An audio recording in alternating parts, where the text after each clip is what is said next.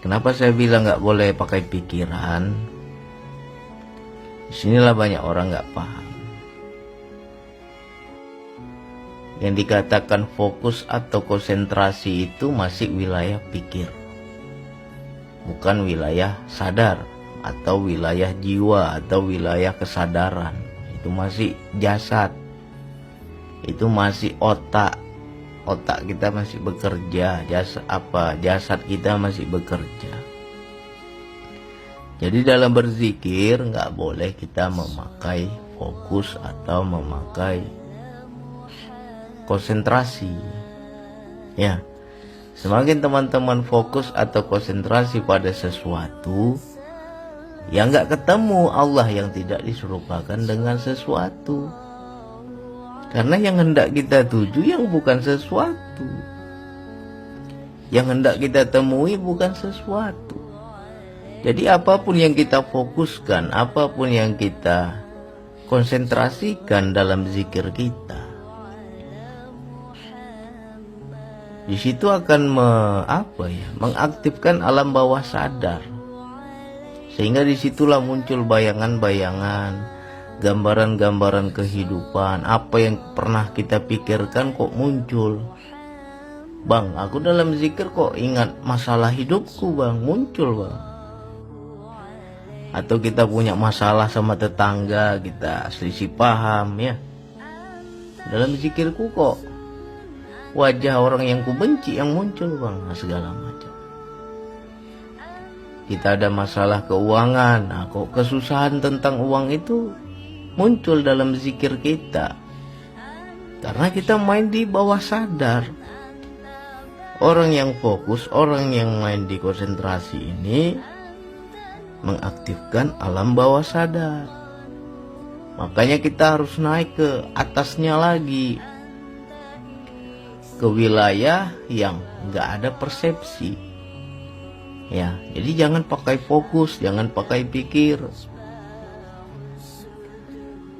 Ya mungkin yang di TikTok mungkin nggak ngikutin di YouTube saya, makanya mungkin nggak paham ya. Tapi nggak apa-apa, kita jelaskan. Mungkin ada juga yang sudah lama ngikutin YouTube saya juga nggak paham ini. Makanya saya buka. Ya. Apapun bentuk zikir kita, bukan zikir napas saja. Ya kan? Mau zikirnya pakai tasbih, mau zikirnya pakai hitungan. Kalau pikir masih hidup, berpikir masih hidup, masih aktif, gak akan kita masuk ke jiwa. Ya, makanya banyak teman-teman ketika berzikir, kenapa ya bang aku nampak cahaya bang? Makin aku fokus di cahaya itu, ada satu titik cahaya di situ terus ku perhatikan bang. Di situ terus aku konsentrasi, cahaya apa itu? Makin lama makin masuk kita, makin masuk. Atau cahaya itu makin lama makin terang, makin dekat. Makin dekat cahaya itu makin takut aku bang. Banyak yang begitu.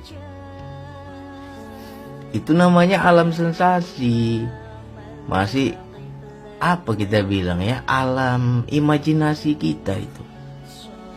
Makanya banyak teman-teman dalam zikirnya, ya mungkin dia rindu sama ibunya, bisa jumpa ibunya, muncul ibunya dalam zikir.